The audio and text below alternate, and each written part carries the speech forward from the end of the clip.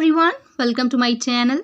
आज के इस वीडियो में हम बात करने वाले हैं कुछ ऐसे सेंटेंसेस की जिनका यूज़ आप अपनी डेली लाइफ में करते हैं, लेकिन जब बात आती है उनको इंग्लिश में बोलने की या फिर इंग्लिश में ट्रांसलेट करने की तो आप काफ़ी हेजिटेट होते हैं। तो चलिए इस वीडियो को आगे बढ़ाते हैं और सीखते हैं आज के स्पेशल सेंटेंसेस के बारे में। स्क्रीन में आपको कुछ सेंटेंसेस दिख रहे होंगे, जैसे भावुक होने की क्या ज़रूरत थी, परेशान होने की क्या ज़रूरत थी, उसे बुलाने की क्या ज़रूरत थी, इतना खुश होने की क्या ज़रूरत थी। तो इस प्रकार के सेंटेंस हम अपनी डेली लाइफ में बोलते हैं, लेकिन हमको प्रॉब्लम कब आती है? जब हमको इनको इंग्लिश में बोलना होता है। तो आज आपकी इसी प्रॉब्लम को हम दूर करने वाले हैं। सबसे पहले हमको समझना होगा कि इस प्रकार के सेंटेंस का हम यूज़ क्यों करते हैं। ठीक है, तो इस प्रकार के सेंटेंस का हम यूज़ तब करते हैं जब हम किसी क्रिया के पीछे का कारण जानना चाहते हैं।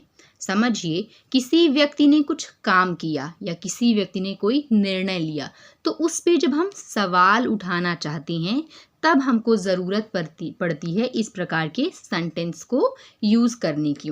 समझ लीजिए, सामने वाली कोई लड़की है और वो बहुत ज़्यादा खुश है, तो हम क्या कहते हैं? इतना खुश होने की क्या ज़रूरत थी। हम सवाल उठा रहे हैं उसके खुश होने पर।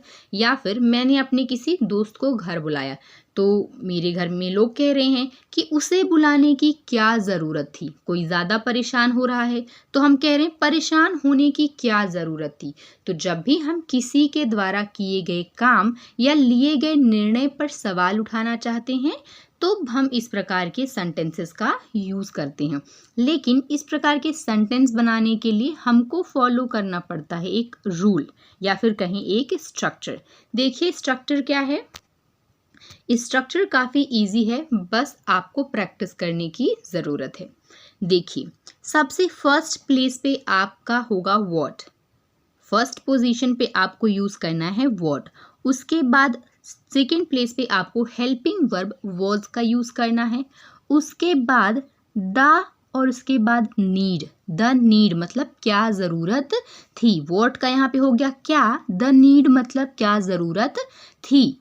फिर यहाँ पे आप यूज़ करेंगे टू का और वर्ब की फर्स्ट फॉर्म का। जिस भी चीज़ के लिए आप कह रहे हैं, जैसे रोने की क्या ज़रूरत थी, हंसने की क्या ज़रूरत थी, है ना, टू क्राई, टू लाफ, तो हम इसका यूज़ करेंगे। आई होप आपको स्ट्रक्चर समझ में आया होगा। एक बार और समझिए, what was the need to और वर्ब की first form. What was the need plus to plus verb की फर्स्ट फॉर्म। इसका यूज़ करके हम इस प्रकार के हज़ारों टाइप के सेंटेंसेस बना सकते हैं। चलिए देखते हैं एग्जाम्पल्स। देखिए, पहला एग्जाम्पल देखिए, भावुक होने की क्या ज़रूरत थी। भावुक होने की क्या ज़रूरत थी। What was the need to get emotional? What was the need to get emotional. भावुक होने की क्या ज़रूरत थी। तो what हमने फर्स्ट प्लेस पे, was हमारा हेल्पिंग वर्ब, द नीड मतलब ज़रूरत थी, टू गेट इमोशनल मतलब भावुक होने की। यहाँ पे टू गेट, टू है, फिर वर्ब की फर्स्ट फॉर्म है गेट और इमोशनल यहाँ पे हमारा ऑब्जेक्ट है। भावुक होने की क्या ज़रूरत थी। What was the need to get emotional? अगला एग्जाम्पल देखिए, परेशान होने की क्या ज़रूरत थी। परेशान होने की क्या ज़रूरत थी। What was the need to worry? What was the need to worry? So what यहाँ पे फर्स्ट प्लेस पे हो गया, was हमारा हेल्पिंग वर्ब, the need मतलब ज़रूरत थी, to worry परेशान होने की। So what was the need to worry? परेशान होने की क्या ज़रूरत थी। चलिए कुछ और एग्जाम्पल्स देखते हैं। अगला एग्जाम्पल है, उसे बुलाने की क्या ज़रूरत थी। उसे बुलाने की क्या ज़रूरत थी। What was the need to call him? या फिर हर भी कर सकते हैं। अगर लड़का है तो हम हिम करेंगे और लड़की है तो हर का यूज़ करेंगे। What was the need to call him? उसे बुलाने की क्या ज़रूरत थी। ठीक है, अगला एग्जाम्पल देखिए, इतना खुश होने की क्या ज़रूरत थी। इतना खुश होने की क्या ज़रूरत थी। अक्सर हम ऐसे सेंटेंस बोलते हैं अपनी डेली लाइफ में। What was the need to be so happy. What was the need to be so happy. इतना खुश होने की क्या ज़रूरत थी। खुश होने की क्या ज़रूरत थी, what was the need to be happy. लेकिन इतना इसलिए हमने यहाँ पे सो का यूज़ किया है। ठीक है, चलिए अगला एग्जाम्पल देखिए। उसे दखल देने की क्या ज़रूरत थी। हम कहते हैं इस प्रकार के सेंटेंस कि उसको इंटरफेयर करने की क्या ज़रूरत थी, उसको दखल देने की क्या ज़रूरत थी। What was the need to interfere with it. What was the need to interfere with it. उसे दखल देने की क्या ज़रूरत थी। अगला एग्जाम्पल देखिए। बहस करने की क्या ज़रूरत थी। अक्सर हमारे पेरेंट्स कहते हैं, है ना, अगर हमारी किसी से आर्ग्यू हो जाती है तो कहते हैं बहस करने की क्या ज़रूरत थी। What was the need to argue. What was the need to argue. बहस करने की क्या ज़रूरत थी। चलिए एक और एग्जाम्पल देख लीजिए।